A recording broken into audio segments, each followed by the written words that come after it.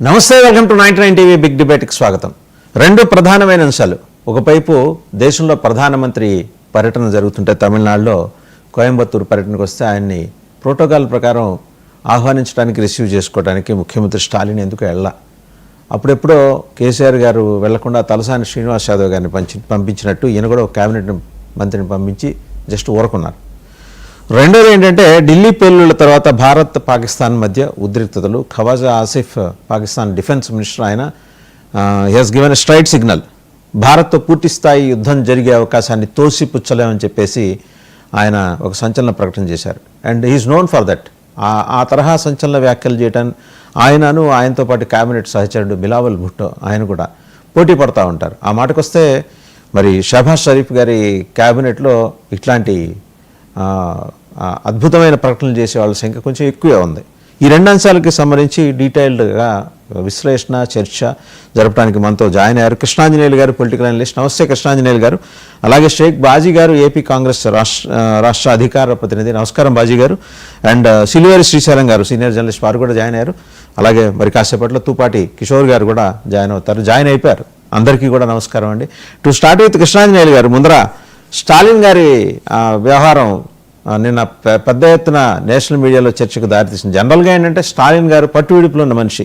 అవసరమైతే రాష్ట్ర ప్రయోజనాల కోసం ఏంటంటే ప్రధానమంత్రితో కూర్చొని నవ్వుతూ మాట్లాడి పనులు చేయించుకోగల నేర్పరి, దక్షత ఉన్నాడు కూడా. నిన్న ఎందుకు అలిగారు సార్ ఆయన? ఎందుకై ఉంటుంది?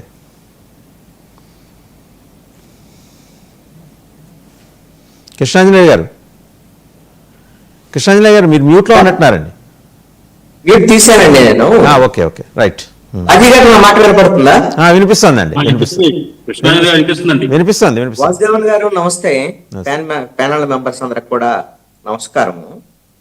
కేంద్ర రాష్ట్ర ప్రభుత్వాలు అనేటువంటి వ్యవహారంలో పాలనాపరమైనటువంటి విషయాలకు సంబంధించి ఖచ్చితంగా రాష్ట్ర ప్రభుత్వాలు ఆయా రాష్ట్రాల్లో రాజకీయ పార్టీలు వేరే పాలనలో ఉన్నప్పటికీ కూడా, కేంద్రంలో అధికారంలో ఉండేటువంటి పార్టీ వేరేదైనప్పటికీ కూడా, రాష్ట్రాల అభివృద్ధికి సంబంధించినటువంటి విషయంలో కేంద్ర ప్రభుత్వ సహకారం తీసుకోవటం అనేటువంటిది సర్వసాధారణమైనటువంటి విషయం.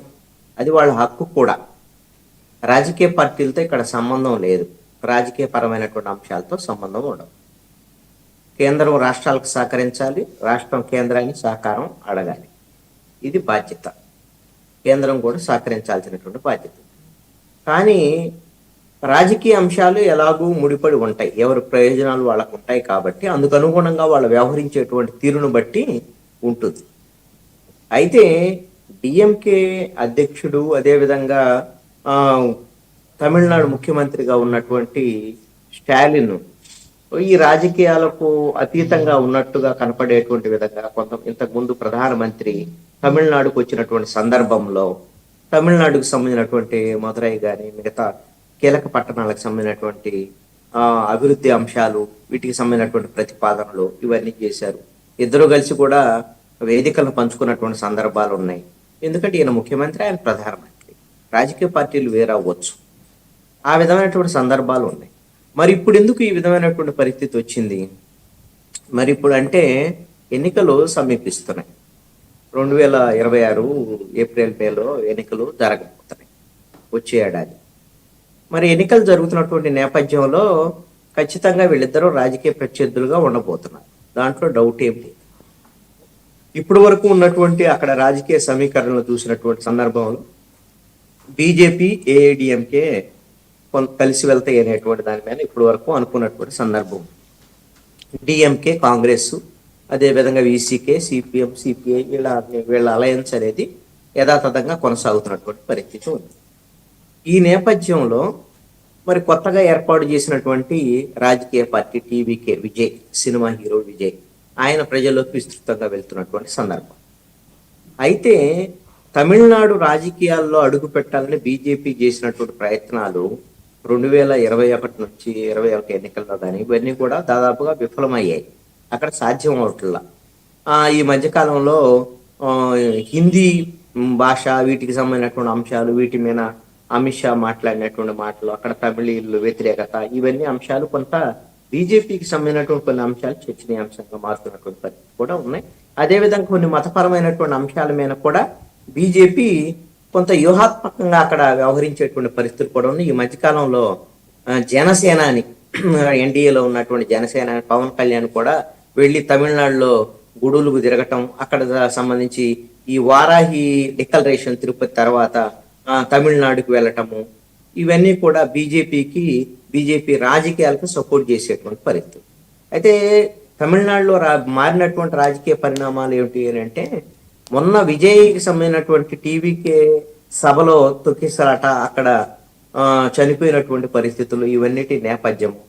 దీంతో విజయ్ కొంత డిఫెన్స్ లో పడ్డారు అని ఆ వైపు నుంచి విజయ్కి పరోక్షంగా ఈ విషయంలో కొంత బీజేపీ సహకారం, అంటే ఆయన తప్పేం లేదు ఈ తొక్కిసలాటకు సంబంధించినటువంటి విషయంలో ఆయన తమిళనాడు ప్రభుత్వం వేధిస్తుంది అనేటువంటి విధంగా బీజేపీ కొంత పరోక్షంగా మాట్లాడి దగ్గర అయ్యేటువంటి ప్రయత్నాలు.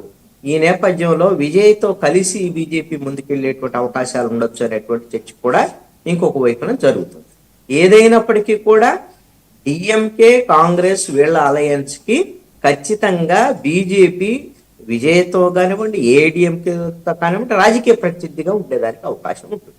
కాబట్టి ఖచ్చితంగా ఎన్నికలకు ముందు మేము రాజకీయ ప్రత్యర్థులు, వీళ్ళు మాకు సహకరించడం లేదని రేపు పొద్దున ఏదైనా మాట్లాడొచ్చు. తమిళనాడు డెవలప్మెంట్ కేంద్ర ప్రభుత్వం సహకరించట్లేదు.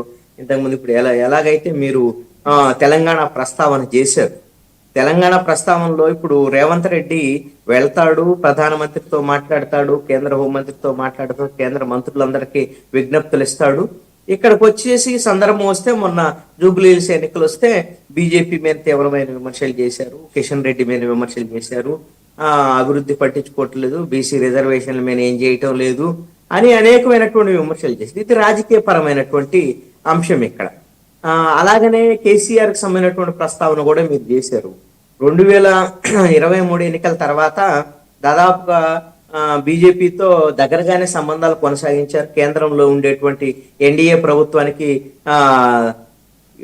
టిఆర్ఎస్ గా ఉన్నటువంటి అప్పుడు పార్టీ ఖచ్చితంగా సహకరించింది, పూర్తి స్థాయి మద్దతు కూడా ఇచ్చినటువంటి సందర్భాలు ఉన్నాయి, ఏ బిల్లు పెట్టినా సరే.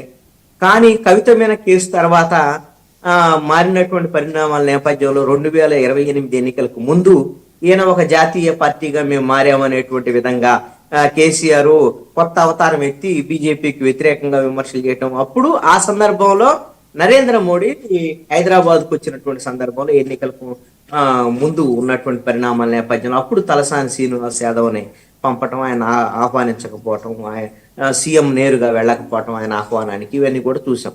ఇప్పుడు అదే తరహాలో తమిళనాడులో కూడా జరుగుతున్నటువంటి పరిణామాలని మనం చూడొచ్చు. ఇదంతా కూడా ఎన్నికల చిత్రాల కింద చూడాలి, రాజకీయ పరమైన మీ దగ్గరకు వస్తాను సార్. ఒకసారి షేక్ బాజీ గారి దగ్గరికి వెళ్దాం. సార్ బాజీ గారు,